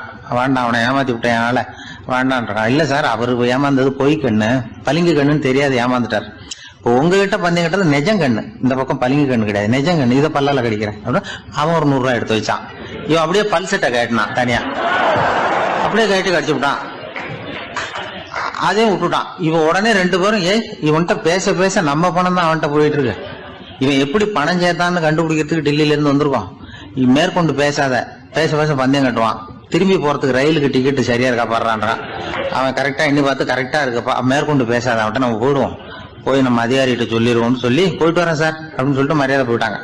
போய் டெல்லியில பெரிய அதிகாரிகிட்ட போய், சார் அவன்கிட்ட வந்து விசாரிச்சு பார்த்தோம் சார், தமிழ்நாட்டுல பந்தயம் கட்டி தான் பணம் சேர்த்தேன்னு சாதிக்கிறான், எங்ககிட்ட ஒரு 200 ரூபாய் வாங்கிட்டான் சார் அப்படின்னு. அவருக்கு கோவம் வந்துட்டுது. இந்தியாவுக்கே தலைமை அதிகாரி, இதுக்காகவாடா நீங்க இருக்கீங்க, எத்தனை பேர் இருக்கீங்க உங்களை மாதிரி ஜூனியர் ஆபீசர்ஸ் நம்ம ஆபீஸ்ல இந்தியா பூரா விசாரிக்கிறதுக்கு அப்படின்னா 30 பேர் இருக்கோம் சார். 30 பேருக்கு அனுபவம் பத்தாது, நான் இந்தியாவுக்கே தலைமை அதிகாரி, அனுபவம் ஜாஸ்தி, உங்களுக்கு ட்ரைனிங் கொடுக்கணும் எப்படி ஒருத்தரை விசாரிக்கிறதுன்னு. 30 பேரும் ஒரு ரூம்ல வந்து உட்காருங்க, ஒரு ஆள் போய் அந்த ஆளை தமிழ்நாட்டில இருந்து இங்க கூப்பிட்டுட்டு வா, வர்ற வரைக்கும் அவன்கிட்ட பேசாதீங்க, பந்தயம் கட்டுவான், மெதுவா கொண்டு வந்து நிறுத்து அப்படின்னா ஒரு ஆள் வந்து ஸ்பெஷலா கூப்பிட்டு போட்டான். இது மாதிரி மேடையில நிறுத்திவிட்டு ஒரு தலைமை அதிகாரி 30 ஜூனியர் அதிகாரிகள் அவங்களுக்கு பயிற்சி கொடுக்குறார். இவனை பார்த்து, ஒழுங்கா சொல்லு, எப்படி பணம் சேர்த்த, நான் இந்தியாவுக்கே தலைமை அதிகாரி, என்கிட்ட உண்மையை ஒத்துக்கிட்டீங்கன்னா உன்னை அப்ரூவர் ஆக்கிடுவேன் அல்லது தண்டனையை குறைப்பேன், அந்த அதிகாரம்லாம் என்கிட்ட உண்டு, ஒழுங்கா சொல்லு அப்படிங்கிறார். அவர், சார் நீங்க இந்தியாவுக்கே தலைமை அதிகாரி, அனுபவம் ஜாஸ்தி, நீங்களாவது நம்புங்க சார், நான் பந்தயம் கட்டி தான் பணம் சேர்த்தேங்கிறான். இங்கேயே வந்து இப்படி சாதிக்கிறேன், உன்னை நம்ப முடியாதரா அப்படின்னா உங்ககிட்ட ஒரு பந்தயம் கட்டட்டுமா நானா அவர்கிட்ட போய், வேணாண்டா என் ஆளை ஏமாத்தி விட்டேன் அப்படின்னா. இல்ல சார், அவங்க ஏமாந்தது என் உடம்ப பத்தின ரகசியம், என் கண்ணு பளிங்கு கண்ணுன்னு தெரியாது, நான் பல்செட்டு கட்டியிருந்தது தெரியாது, ஏமாந்துட்டாங்க. இப்ப நான் உங்ககிட்ட கட்டுற பந்தயம் உங்க உடம்ப பத்தின ரகசியம். என் உடம்புல என்னடா ரகசியம், முதுகுல, உங்க முதுகுல 1 ரூபா அகலத்துக்கு கருப்பா ஒரு மச்சம் இருக்கு, உண்டா இல்லையானா, இல்லேன்னு தெரியும் அவருக்கு. இல்லடா நேத்து வரைக்கும் இல்ல சார், இப்ப இருக்குது மச்சம் அப்படின்னு. உடனே 100 ரூபாய் எடுத்து வச்சார் அவர் தலைமை அதிகாரி. ஒரு 100 ரூபாய் வச்சு சட்டையை கட்டி காட்டுறாரு, மச்சம் இல்ல, இவன் தோத்துட்டான் இங்கிருந்து போனவன். உடனே 200 ரூபாய் எடுத்து வச்சுக்கிட்டு, தோழர்களே இப்படிதான் ஒருத்தரை விசாரிக்கணும், என்கிட்ட இவன் ஏமாந்துட்டான் பாருங்க, துருவி துருவி விசாரிக்கிறதுன்னு சொல்றாங்களே இதுதான் அப்படின்னு விளக்கம் கொடுத்தாரு. அப்போ இவன் மெதுவா ஆரம்பிச்சானா, சார் இந்த பந்தயத்துல உங்களுக்கு 200 ரூபாய் லாபம், ஆனா இதே பந்தயத்துல எனக்கு 2900 ரூபாய் லாபம் சார் அப்படின்றான். என்னடா பண்ண அப்படின்னு கேட்டிருக்காரு. உங்களுக்கு தெரியாம இந்த 30 பேர்கிட்டையும் தனித்தனியா ஒரு பந்தயம் கட்டியிருக்கேன். 30 பேர்கிட்ட என்னடா பந்தயம் கட்டினேன், ஒண்ணும் இல்ல சார், உங்க எல்லாரும் முன்னாடியும் உங்க மேல் அதிகாரியை சட்டையை கேட்ட வைக்கிறேன், உங்களுக்கு பந்தயம் கட்டினேன், போயிட்டு பூரா எனக்கு 2900 ரூபாய் லாபம். அவரு பார்த்தாரு, அதிர்ச்சி ஆயிட்டாரு. தலைமை, சார் நீங்க போங்க சார் அப்படின்னு சொல்லி ஒரு ஆளை கொண்டு போய், சாரை கொண்டு போய் மரியாதையா பக்கத்து ரூம்ல விட்டுவாங்க, இனிமே அவர்கிட்ட யாரும் பேசாதீங்க வாங்கன்னு சொல்லிவிட்டு, அதுக்கப்புறம் தோழர்களே, இவர் பேச ஆரம்பிச்சார், தோழர்களே இனிமே யாரும் தமிழ்நாட்டு பக்கம் விசாரிக்க போகாதீங்க, நீங்க யாராவது போறதுன்னா மத்திய பிரதேசம், உத்தரப்பிரதேசம், இப்படி எத்தனையோ பிரதேசம் போயிட்டு வாங்க, தமிழ்நாட்டுக்கு மட்டும் போகாதீங்க, ஏன்னா அங்க போனா நம்ம பணத்துக்கு ஆபத்து வந்துருது அப்படின்னு சொன்னாருன்னு. இந்த கதையை ரேடியோவில் சொன்னேன். இந்த கதையை உண்மை சம்பவமா சொன்னா அனுமதிச்சிருக்க மாட்டாங்க.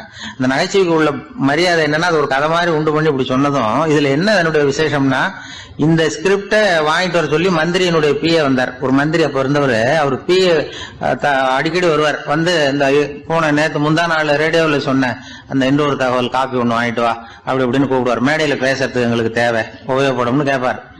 அவரு இந்த நிகழ்ச்சி வந்தப்போ உடனே அன்னைக்கு வந்துட்டார் அந்த பிஏ. இன்னைக்கு காலையில சொன்னீங்களே சார், மந்திரி கேட்கிறாரு மேடையில பேசுறதுக்கு அப்படின்னு. நான் அப்பதான் ஆச்சரியப்பட்டேன், பாருங்க இந்த நகைச்சுவைக்கு உள்ள மரியாதை. அவரே கேட்கிறார், சொல்லப்பட்டதே அவரை பத்தி தாங்கிறது தெரியாம அவரே எப்படி சொல்ல, அதுதான் சிரிப்புக்குள்ள மரியாதைங்கிறது. அது யாரை பத்தி சொல்றோமோ அவருக்கு தெரியாம கூட சொல்லலாம் அதை. அப்படி இது உண்மையில நடந்த சம்பவம். அந்த அமைச்சர் இப்ப இல்ல, உயிரோட எல்லாம் இருந்து வாங்கிட்டு இருந்தார். திருநெல்வேலி மாவட்டத்துல கோவில்பட்டிக்கு பக்கத்துல உள்ள ஊர் கடம்பூர். காமராசர் முதலமைச்சரா இருந்த காலம். கடம்பூர்ல ஒரு பள்ளி சீரமைப்பு மாநாடு நடக்குது. அந்த பக்கத்துல உள்ள பள்ளிக்கூடம்லாம் அதுல கலந்துக்குது. கண்காட்சி வேற. ஊர் பூரா விழா கோலம். மறுநாள் மாநாடு நடக்க போகுது. ஆனால் முதல் நாளே மழை பிடிச்சிக்கிட்டுது. மறுநாளும் அது விடாமல் பேஞ்சிக்கிட்டு இருக்குது. காமராசர் காலையிலேருந்து பல்வேறு நிகழ்ச்சிகளில் கலந்துக்கிட்டு சாயந்தரமாக கடம்பூருக்கு வந்து சேர வேண்டியவர். மழை பேஞ்சிக்கிட்டு இருக்கிறதுனால நிகழ்ச்சி ரத்தாயிடுமோ என்னமோ அப்படின்னு எல்லாரும் சந்தேகப்பட்டுக்கிட்டு இருக்கிறாங்க. அவர் கோவில்பட்டி பயணிகள் விடுதியில் இருக்கிறார். கடம்பூர்லேருந்து சில பேர் போய் அவரை சந்திக்கிறாங்க. மழை பெஞ்சிக்கிட்டு இருக்குதே, என்ன செய்யலாம் அப்படின்னு கேட்குறாங்க. மழை பெஞ்சா நல்லது தானே, அதுக்காக மாநாட்டை எதுக்காக ரத்து செய்யணும்? ஆசிரியர்கள் எவ்வளவு கஷ்டப்பட்டு ஏற்பாடு பண்ண மாநாடு, கட்டாயம் வந்துடுறேன் அப்படின்னாராம் காமராசர்.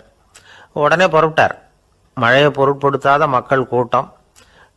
அது கலையாமல் காத்துக்கிட்டு இருக்கிறாங்க அவ்வளோ பேரும். தலைவர் வந்துட்டார்னு தெரிஞ்சது ஜனங்களுக்கு ஏகப்பட்ட உற்சாகம். ஜனங்கள் அவ்வளவு உற்சாகமாக வரவேற்றாங்க.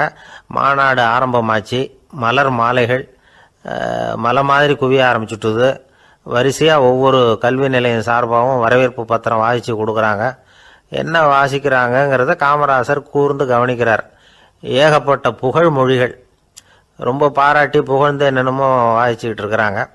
கொடை வள்ளலே, குணக்குன்றே, மலையே, கடலே, இப்படி தமிழ் மொழியில் பாராட்டுறதுக்கு எத்தனை வார்த்தைகள் உண்டோ அத்தனையும் அதில் சேர்த்துருக்குறாங்க. காமராசர் பொறுமை இழந்துட்டார். போதும் போதும், உங்கள் எல்லாரையும் பார்த்து 2 வார்த்தை பேசிவிட்டு போகிறதுக்காக தான் நான் வந்திருக்கிறேன். எல்லாரும் மழையில் சிரமப்பட்டு நின்றுட்டு இருக்கிறீங்க. இப்படி என்ன புகழ்ந்து படிச்சுக்கிட்டே இருந்தால் எப்படி அப்படின்னாராம். அதுக்கப்புறம் பேசி முடிச்சிருக்கிறார். மாநாட்டு நிகழ்ச்சிகள் முடிஞ்சதும் இன்னொரு நிகழ்ச்சியில் கலந்துக்கிறதுக்காக புறப்பட்டாராம். ஒரு திறந்த ஜீப்பில் அவரை ஊர்வலமாக அழைச்சிக்கிட்டு போயிருக்கிறாங்க. தெருவில் 2 பக்கமும் ஏகப்பட்ட கூட்டம். அங்கங்கே ஜீப்பை நிறுத்தி ரோஜா மாலை, ஜருக மாலை இப்படி போட்டுக்கிட்டே இருக்கிறாங்க. அதையெல்லாம் அப்படி அப்படியே வாங்கி அங்கங்கே நின்றுக்கிட்டு இருந்த குழந்தைகள்கிட்டையும் தாய்மார்கள்கிட்டையும் கொடுத்துக்கிட்டே போகிறார். அந்த சமயத்தில் கூட்டத்துக்கு அப்பால் ஒரு பெரியவர் கையில் ஒரு மல்லிகை சரத்தோடு நின்றுட்டு இருக்கிறார். அவரால் முண்டி அடிச்சுக்கிட்டு முன்னால் வர முடியல. காமராசர் இதை கவனிக்கிறார். அவ்வளவுதான், உடனே நிறுத்தப்பா வண்டியை அப்படிங்கிறார். ஜீப்பு நிற்கிது. டிரைவரை பார்த்து, அதோ பார், அங்கே ஒருத்தர் நிற்கிறார் பார், அவரை இங்கே அழைச்சிட்டு வா அப்படின்னாராம். கூட்டம் வழி விடுது. அந்த பெரியவரை கிட்டத்தில் அழைச்சிட்டு வர்றாங்க. காமராசர் அவரை பார்த்து, வாங்க வாங்க, நல்லா இருக்கீங்களா அப்படின்னு சத்தம் போட்டு உற்சாகமாக விசாரிக்கிறாராம். பெரியவர் கண்களில் கண்ணீர், பேச்சு வரல. மல்லிகை சரத்தை அவருக்கு போடுறார். கொஞ்ச நேரம் அவர்கிட்ட பொறுமையாக பேசிக்கிட்டு இருந்துட்டு அவரை அனுப்பி வைக்கிறார் காமராசர். பெரியவர் போனதுக்கு அப்புறம் காமராசர் பக்கத்தில் இருந்தவங்க கிட்ட சொல்கிறார் அந்த பெரியவரை பற்றி. அந்த காலத்தில் ரொம்ப கஷ்டப்பட்டவர் இவர், ஜெயிலுக்கு போனவர் அப்படின்னு ரொம்ப உருக்கமாக நெகிழ்ந்து போய் சொல்கிறார். இதில் ஒரு விஷயத்தை கவனிங்க. தன்னை புகழ்ந்து படிக்கப்பட்ட வாழ்த்து மடலை படிக்க வேணாம்னு தடுத்து நிறுத்தினார். எங்கேயோ ஒரு மூலையில் கையில் ஒரு 4 முழம் மல்லிகை சரத்தோடு ஒதுங்கி நின்றுக்கிட்டு இருந்த அந்த தொண்டரை அவ்வளவு பெரிய கூட்டத்துக்கு நடுவுலையும் தேடி கண்டுபிடிச்சி கிட்டத்தில் கூப்பிட்டு அவர் கொடுத்த அன்பு மாலையை வாங்கி கழுத்தில் போட்டுக்கிட்டார். அதுதான் காமராசர். தோல்விகள் கூட அவரை கொஞ்சம் கூட பாதித்ததில்லை. ஒரு பொது தேர்தலில் அவர் தோற்று போகிறார். தொண்டர்கள்லாம் அழறாங்க. அதில் ஒருத்தர் மெதுவாக காமராசர்கிட்ட போய், என்ன தலைவரே, நீங்கள் கூட தோற்று போயிட்டீங்களே அப்படின்னு கலக்கமாக சொல்லியிருக்கிறார். அதுக்கு காமராசர், நான் கூட தோற்று போகிறதுக்கு பேர் தான்ப்பா ஜனநாயகம் அப்படின்னாராம். என்னுடைய நீண்டகால நண்பர் ஒருத்தர் வருஷம் தவறாமல் திருநள்ளாறு அப்படிங்கிற திருத்தலத்துக்கு போயிட்டு வர்றது வழக்கம். அங்கே என்ன சார் விசேஷம்னு கேட்கறது உண்டு. என்ன இப்படி கேட்குறீங்க? சனி பகவான் நலன் விருப்பப்படி அங்கே தானே எழுந்தருளி இருக்கிறார். அவரை போய் பார்த்து ஒரு கும்பிடு போட்டுட்டு வந்தா நம்ம பிடிச்சிருக்கிற சனியெல்லாம் விலகும் அப்படிம்பார். சத்தம் போட்டு சொல்லாதீங்க சார், வீட்டில் வேற யார் காதிலாவது இது விழுந்துற போது அப்படின்னு சொல்கிறது உண்டு வர்றவங்க. இப்போ நான் சொல்கிறதுல உள்ள நியாயத்தை புரிஞ்சுக்கிட்டு அவரும் கொஞ்சம் எச்சரிக்கை உணர்வோடு நமக்கு நன்றி சொல்லுவார்னு வச்சுங்களேன். அதாவது பார்வை மூலமாகவே. அந்த நண்பருக்கு ஆன்மீக விஷயங்களில் அதிக ஈடுபாடு உண்டு. அப்பப்போ சில புராண கதைகளை எல்லாம் சொல்கிறது உண்டு. ரொம்ப சுவாரஸ்யமாக இருக்கும். எப்போவுமே புராண விஷயங்களை எல்லாம் அறிவியலுங்கிற தராசில் வச்சு எடை போட்டுட்டு இருக்கக்கூடாது. அப்படி பார்த்தா அதெல்லாம் நம்ப முடியாத வெறும் கற்பனைகளாக தோணும், மூட நம்பிக்கைகளாகவும் தெரியும். புராணங்களை புராணங்களாகவே புரிஞ்சுக்கிறவங்களுக்கு அதெல்லாம் அர்த்தமுள்ள செய்திகளை உள்ளடக்கி இருக்கிறதாக தெரியும். அந்த வகையில் தான் இந்த நண்பரும் நிறைய செய்திகளை சொல்கிறது உண்டு. சனியை போல கொடுக்குறவனும் இல்லை, சனியை போல கெடுக்கிறவனும் இல்லை அப்படின்னு சோதிடர்கள் சொல்லுவாங்க. நாம் ஏதாவது ஒரு வம்புல மாட்டிக்கிட்டா பிடிச்சது சனி அப்படிங்கிறோம். ராவணன் எப்பேற்பட்ட வீரன், அவனே சனி பார்வைப்பட்டது தானே சங்கடப்பட ஆரம்பித்தான் அப்படின்னார் நண்பர். அது எப்படிங்கன்னு கேட்டேன்.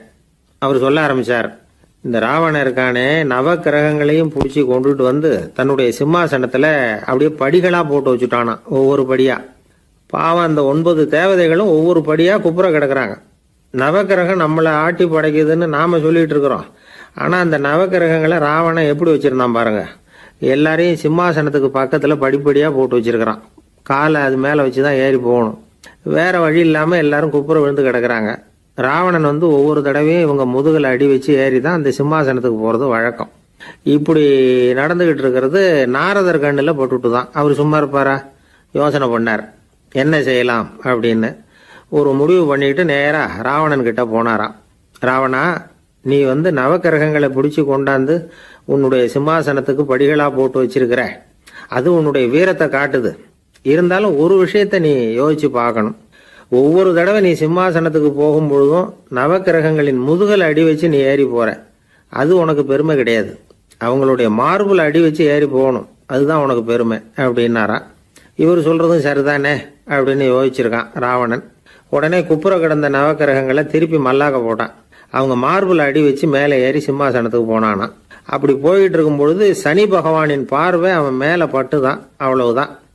என்னாச்சு தெரியுமா? சூர்பனகை தேடி வந்தா. சீதையோட அழகை பற்றி தன்னுடைய அண்ணங்கிட்ட சொல்ல ஆரம்பிச்சுட்டா. விவகாரம் ஆரம்பமாயிட்டது. அதுதான் சனியினுடைய வேலை அப்படின்னு சொல்லி இந்த கதையை சொல்லி முடிச்சார் என்னுடைய நண்பர். ஆக சனியின் பார்வை வந்து நம்ம பேல படாமல் பார்த்துக்கிறது தான் நல்லதுங்கிறீங்க அப்படின்னு.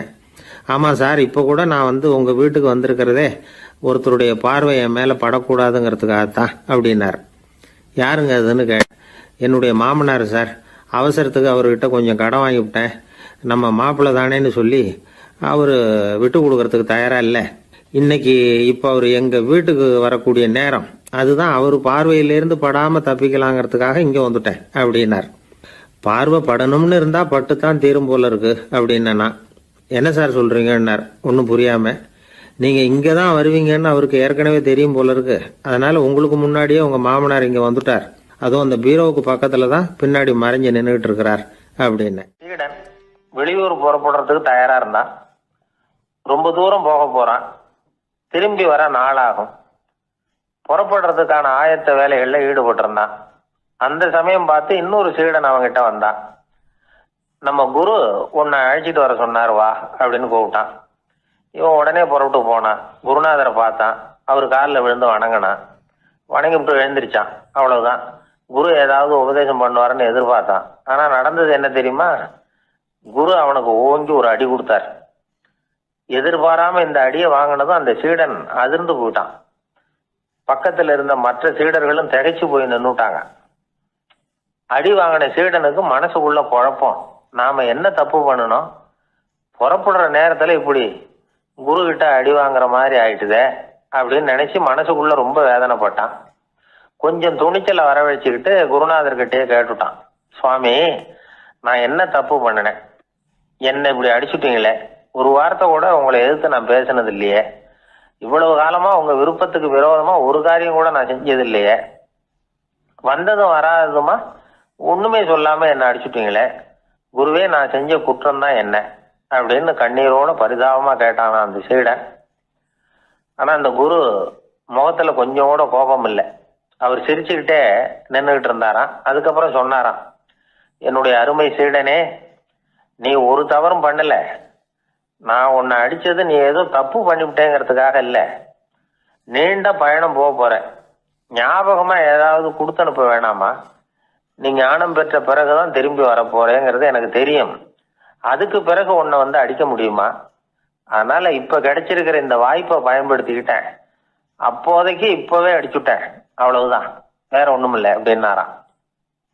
குரு சிரிச்சுக்கிட்டே இப்படி சொல்றார். இருந்தாலும் இதுவும் ஒரு உபதேசம் தான். அதிர்ச்சிகளால வந்து விழிப்படைய வைக்கிறதும் ஒரு வழிதான். இது வந்து ஜென் வழி. பெரும்பாலும் அதிர்ச்சியின் மூலமாகவே ஞான தரிசனத்தை அருள்கிறவர்கள் தான் ஜென் குருமார்கள். நம்ம தியானம் தான் ஜென். இந்தியாவில இருந்து சீனாவுக்கு போய் கொஞ்சம் பேர் மாறி வளம் பெற்று ஜப்பான்ல ஜென் ஆகி வளர்ந்துருக்குது, அவ்வளவுதான். ஜென்கிறது தியானம். எதை நினைச்சும் தியானிக்கிறது இல்லை, எல்லாத்துலயும் தியானம் இருக்கிறதா சொல்லுது ஜென். பேசுறது, இருக்கிறது, நடக்கிறது, சாப்பிடுறது, சிரிக்கிறது, தூங்குறது, தொழில் செய்யறது அல்லது சும்மா இருக்கிறது எல்லாமே தியானம் தான். சென்கிறது ஒரு சுய தரிசனம், தன்னைத்தானே அடையாளம் கண்டுகொள்கிறது தான் அது. இல்லாத எதையும் தேடி கண்டுபிடிக்கிறது இல்ல.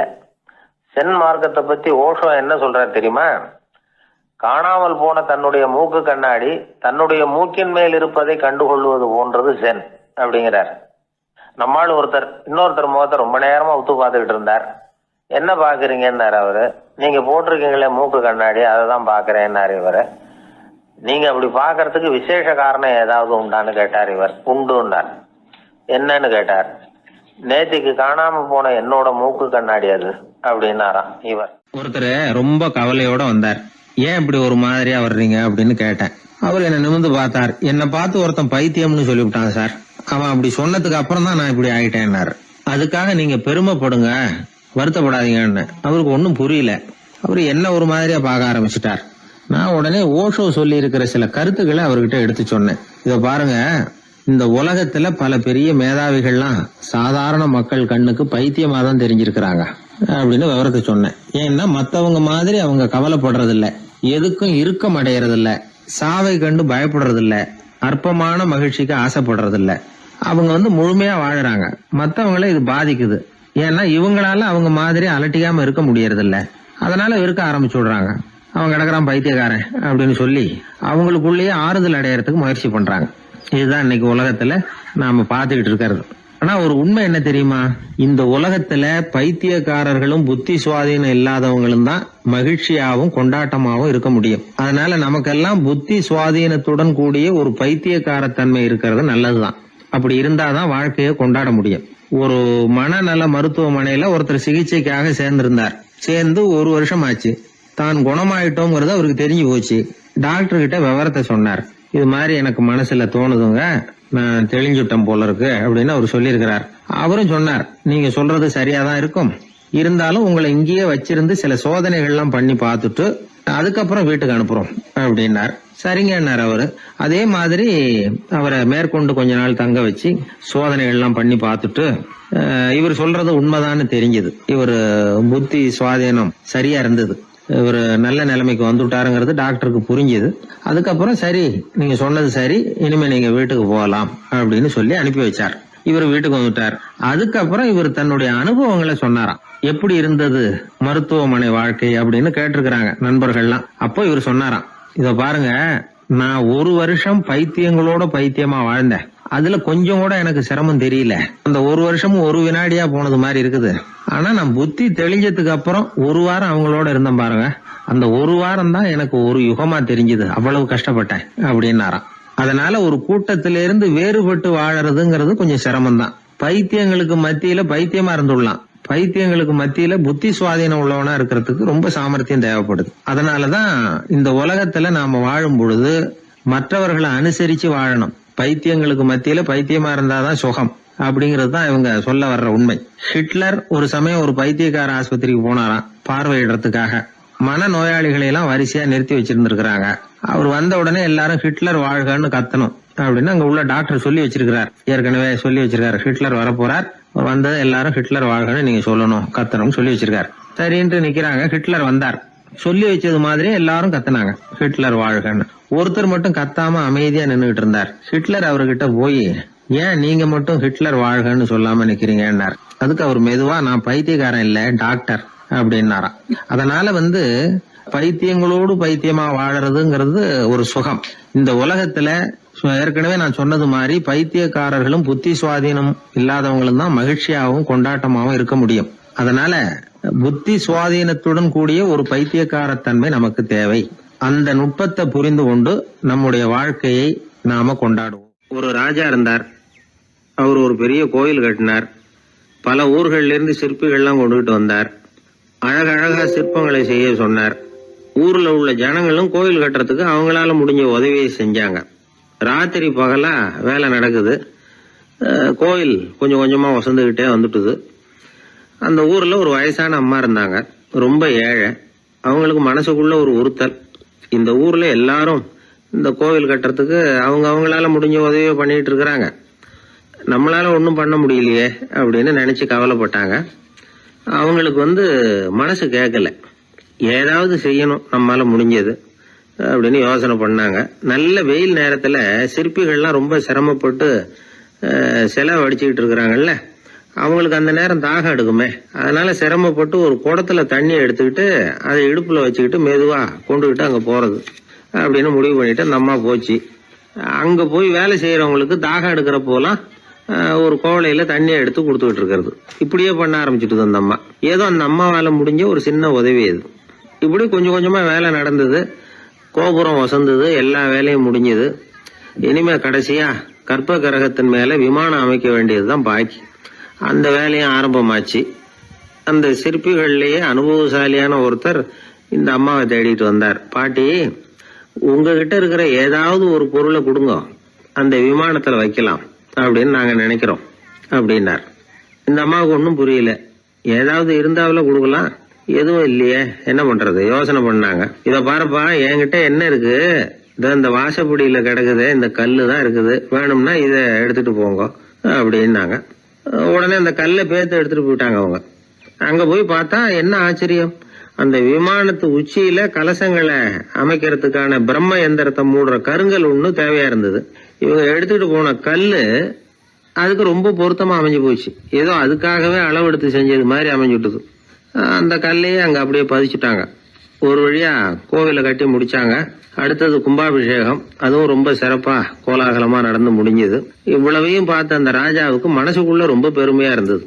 இவ்வளவு பெருசா இந்த கோவில் உருவாகிறதுக்கும் இவ்வளவு சிறப்பா இந்த விழா நடக்கிறதுக்கும் நாம தானே காரணம் அப்படின்னு மனசுக்குள்ள நினைச்சுக்கிட்டார்.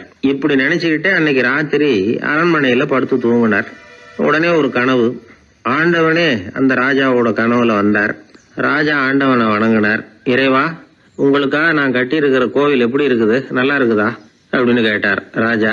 அதுக்கு இறைவன் சொன்ன பதில் என்ன தெரியுமா, நீ கட்டின கோவில்ல அந்த கிழவியோட நிழல்ல நான் சுகமா இருக்கிறேன் அப்படின்னாராம். இப்படி சொல்லிவிட்டு கடவுள் மறைஞ்சிட்டார். கனவு கலைஞ்சது. ராஜா விசாரிச்சார், யார் அந்த கிழவி அப்படின்னு. எல்லாரும் விவரத்தை சொன்னாங்க. அப்பதான் ராஜா நினைச்சு பார்த்தார், இந்த கோவிலை நானே கட்டினதாக ரொம்ப பெருமைப்பட்டுக்கிட்டேன். ஆனா அந்த வயசான அம்மா வீட்டு வாசல்ல கிடந்த கல்லு அது இறைவனுக்கு சுகமான நிழல் கொடுக்கறதாக சொல்றாரு அப்படிங்கறத எண்ணி பார்த்தார்.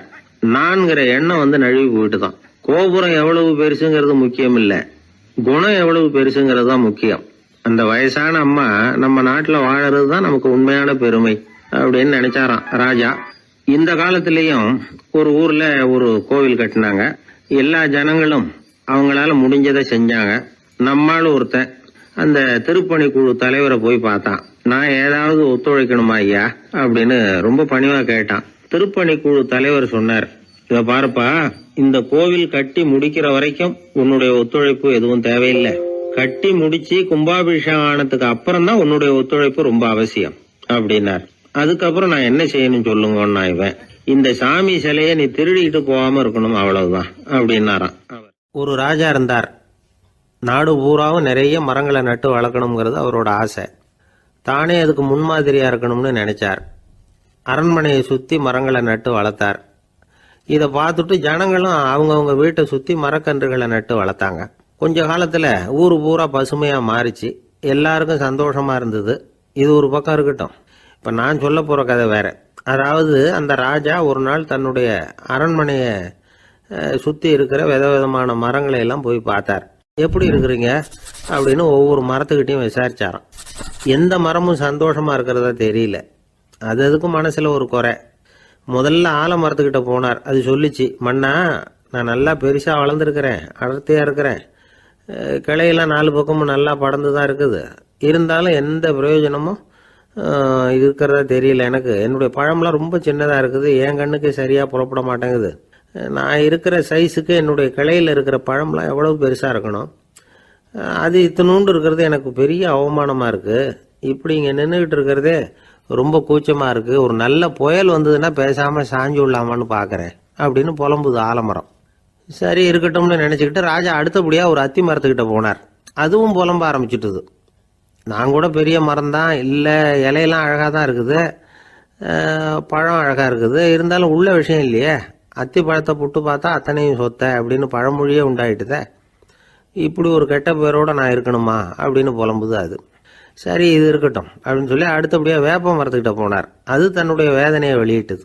எனக்கு எவ்வளவோ மருத்துவ குணங்கள்லாம் இருக்கிறதா சொல்லிக்கிறாங்க, இருந்தாலும் என்ன பிரயோஜனம், என்னுடைய பழத்தை மனிதர்கள் யாரும் விரும்பி சாப்பிட்றது இல்லையே அப்படின்னுது. ராஜா அடுத்தாப்புல இருந்த ஒரு பனை மரத்துக்கிட்ட போனார். நான் நல்லா உயரமாக தான் வளர்ந்துருக்கிறேன், மற்ற மரங்கள்லாம் என்னை அண்ணாந்து தான் பார்க்கணும், இருந்தாலும் என்கிட்ட நிழலுக்காக யாரும் ஒதுங்கிறது இல்லையே அப்படின்னுது.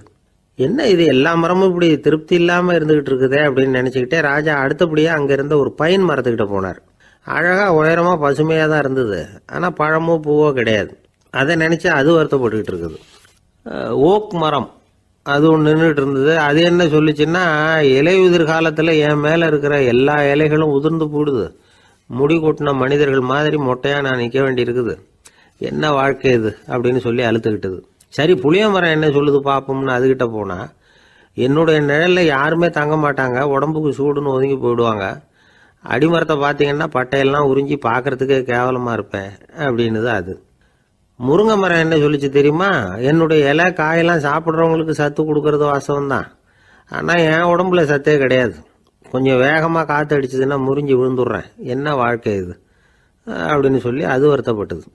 ராஜா யோசனை பண்ணார், என்ன இது மரங்கள் பூமியின் வரங்கள்னு சொல்கிறோம், மழை பெய்யறதுக்கு அதுதான் காரணம், பூமி செழிப்பாக இருக்கிறதுக்கும் அதுதான் காரணம், வீடு கட்டுறதுக்கு மரம், நாற்காலி செய்ய உபயோகப்படுத்துறதுக்கும் அதுதான் உபயோகப்படுது, மனுஷனுக்கு வேண்டிய ஆகாரங்களையும் கொடுக்குது, இப்படிலாம் இருந்தும் எல்லா மரமும் நிம்மதி இல்லாமல் இருந்துகிட்டு இருக்குதே அப்படின்னு நினைச்சார். அப்போ அங்கே இருந்த ஒரு மகிழ மரம் அவர் கண்ணில் பட்டுது. அந்த மரம் மட்டும் கொஞ்சம் நிம்மதியாக மகிழ்ச்சியாக இருக்கிறது மாதிரி தெரிஞ்சுது. உடனே ராஜா அதுகிட்ட போனார். உனக்கு மனசில் எதுவும் குறை இல்லையான்னு கேட்டார். இல்லை, நான் சந்தோஷமாக தான் இருக்கேன்னு அந்த மகிழ மரம். அப்படியான்னு ஆச்சரியமாக கேட்டார் ராஜா. ஆமாம் மன்னா, இந்த இடத்துல நீங்கள் ஒரு முருங்கை மரத்தையோ வேப்ப மரத்தையோ கூட நட்டிருக்கலாம், ஆனால் இந்த இடத்துல நடுறதுக்கு என்ன தேர்ந்தெடுத்துருக்குறீங்க, அதுவே எனக்கு பெருமை, அதுவே எனக்கு திருப்தி அப்படின்னு தான் மகிழ மரம். மகிழ மரம் சாதாரணமாக தான் இருக்கும், இளம் மஞ்சள் நிறத்தில் பூக்கள், அது காய்ந்தும் மனம் வீசும். மகிழ மரம் மாதிரி மன திருப்தியோடு வாழறதுக்கு நாம் கற்றுக்கணுமா. நாம் இந்த உலகத்தில் ஒரு நாயாவோ நரியாவோ கூட பிறந்திருக்கலாம், மனுஷனாக பிறந்திருக்கிறோம், அதுவே பெருமை தானே. இந்த நிறைவு தான் மகிழ்ச்சியின் ரகசியம். ஒரு பையன் அப்பா கிட்ட போய், அப்பா நீங்கள் இந்த உலகத்தில் ஒரு மனுஷனாக பிறந்தது என்னோட அதிர்ஷ்டம் நானா. ஏண்டா அப்படி சொல்கிறேன்னு இருக்கார் அப்பா.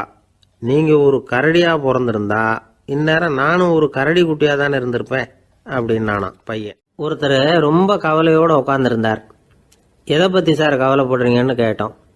எதிர்காலத்தை பற்றி கவலைப்படுறேன்னார். ஏன்னு கேட்டோம். என்ன பண்ணுறதுன்னே தெரியல சார், எதிர்காலம் ஒரே இருட்டாக இருக்குது, பாதையே புரியலன்னார். இன்றைக்கி நம்ம இளைஞர்கள் பல பேருக்கு எதிர்காலம் இருட்டாக தான் தெரியுது. அவங்கெல்லாம் இந்த கதையை கொஞ்சம் கேட்கணும். ஒரு மலை அடிவாரத்தில் ஒரு சின்ன கிராமம். அந்த மலை ரொம்ப உயரமானது, அடர்த்தியாக செடி கொடிகள் மரங்கள் அதில் மண்டி கிடக்குது. பகல் வேளையில் இருட்டாக தான் இருக்கும், அவ்வளோ அடர்த்தி. அந்த மலை உச்சியில் ஒரு கோவில். நாள் ராத்திரியே புறப்பட்டாதான் காலையில் அந்த கோயிலுக்கு போய் சேர முடியும். கிராமத்து இளைஞன் ஒருத்தன் அந்த மலை உச்சிக்கு போக வேண்டியிருந்தது. கையில் ஒரு விளக்கை எடுத்துக்கிட்டு நாள் ராத்திரியே புறப்பட்டான். புறப்பட்டு போனவன் கிராமத்து எல்லையிலேயே நின்றுட்டான். ஏன் தெரியுமா? அவன் கையில் இருந்த விளக்கோட வெளிச்சம் 10 அடி தூரத்துக்கு தான் தெரியுது. அது வரைக்கும் தான் பாதை தெளிவாக இருக்குது. அதுக்கு அப்பால எல்லாம் ஒரே இருட்டாக இருக்குது, பாதை புரியல. இவன் யோசனை பண்ணி பார்த்தான். மனசுக்குள்ள ஒரு சந்தேகம். 10 அடி தூரம் தானே வெளிச்சம் தெரியுது, அப்படின்னா நாம் 10 அடி தூரம் தானே போக முடியும். அதுக்கு அந்தாண்ட ஒரே இருட்டாக இருக்குதே, அதில் எப்படி நாம் நடந்து போகிறது? நாம் ரொம்ப தூரம் நடந்து போய் ஆகணுமே. அப்படிப்பட்ட நினப்பெல்லாம் அவனுக்கு வந்துவிட்டது. இதுதான் அவன் மனசில் ஏற்பட்ட தயக்கம். இப்படி யோசிச்சுக்கிட்டே அந்த இளம் ஆசாமி புறப்பட்ட இடத்துலயே நின்றுக்கிட்டு இருக்கிறான். அந்த சமயத்தில் ஒரு வயசான பெரியவர் அந்த பக்கமாக வந்தார். அவர் கையில் இதை விட சின்னதாக ஒரு விளக்கு வச்சிருந்தார். அது எப்படின்னா, அது ஒரு 5 அடி தூரத்துக்கு தான் வெளிச்சம் காட்டுது, அவ்வளவு சின்ன விளக்கு. அவரும் மலை உச்சிக்கு போகிறதுக்காக தான் வந்துகிட்டு இருக்கிறார். அவரை பார்த்து இவன் கேட்டான், என்ன பெரியவரே, இவ்வளவு சின்ன விளக்க வச்சுக்கிட்டு அவ்வளவு தூரத்துக்கு எப்படி மலையேற போறீங்க அப்படின்னு கேட்டான். நீ ஏன் இப்படி தயங்கிட்டே நிற்கிறேன்னு கேட்டார் பெரியவர். என்கிட்ட இருக்கிற விளக்கு 10 அடி தூரத்துக்கு தான் பாதையை காட்டுதுன்னா. இப்போ பெரியவர் சொன்னார், தம்பி, உன் கையில் இருக்கிற விளக்கு கொடுக்குற வெளிச்சத்தை வச்சு நீ முதல்ல 10 அடி தூரம் முன்னாடி போ. 10வது அடியில் போய் நின்றுக்கிட்டு பாரு. மறுபடியும் ஒரு 10 அடி தூரத்துக்கு பாதை தெரியும். இப்படி உன் கையில் இருக்கிற விளக்கு தொடர்ந்து வெளிச்சம் காட்டிக்கிட்டே இருக்கும். நீ முன்னேற முன்னேற அந்த வெளிச்சமும் முன்னேறும். அதனால் எத்தனை கிலோமீட்டர் தூரம் வேணும்னாலும் நீ இந்த 10 அடி தூரம் வெளிச்சத்தை வச்சுக்கிட்டே நீ போயிடலாம், புறப்படு அப்படின்னார். இப்போதான் அந்த பெரியவர் சொன்னது இளைஞனுக்கு பளிச்சுன்னு புரிஞ்சுதான். உடனே உற்சாகமாக புறப்பட்டான், உச்சிக்கு போய் சேர்ந்தான். இந்த கதையிலேருந்து நாம் புரிஞ்சுக்க வேண்டியது என்ன தெரியுமா? நீண்ட கால திட்டம் ஒன்று போடும் பொழுது நமக்கு முன்னாடி இருக்கிறத மறந்துட்டு மனசை போட்டு குழப்பிக்க கூடாது. உங்கள் கையில் என்ன இருக்கோ அதுலேயே உங்கள் எதிர்காலம் மறைஞ்சிருக்குது. கண் முன்னாடி தெரியறத வச்சு ஆரம்பிங்க, போக போக வழி தானா புலப்படும் அப்படிங்கிறார் ஒரு பெரியவர். பெரிய பயணங்களையெல்லாம் இப்படி தான் நடத்த வேண்டியிருக்கும். ஒவ்வொரு அடியாக எடுத்து வச்சா ஓடி போய் சேர்ந்து விடலாம். மலைச்சு போய் நின்றுட்டா நின்றுக்கிட்டே இருக்க வேண்டியது தான். நம்ம ஆள்லாம் ரொம்ப மோசமான இருக்கிறாங்க. ஒருத்தன் அப்படி தான் நீண்ட தூர பிரயாணம் ஒன்று புறப்பட்டான். ரயில் போய்கிட்டே இருந்தது. கொஞ்சம் தூரம் போச்சு, பாதி வழியில் கையில் வச்சுருந்த டிக்கெட்டை காற்றுல விட்டுட்டான். ஐயோ என் டிக்கெட்டு போயிட்டுதே அப்படின்னு கத்த ஆரம்பிச்சுட்டான். பக்கத்தில் இருந்த பெரியவர் அவனை பார்த்து பரிதாபப்பட்டு, கவலைப்படாத தம்பி, போனா போகுது, வேற டிக்கெட் வாங்கிக்கலாம் அப்படின்னு ஆறுதல் சொன்னார். அதுக்கு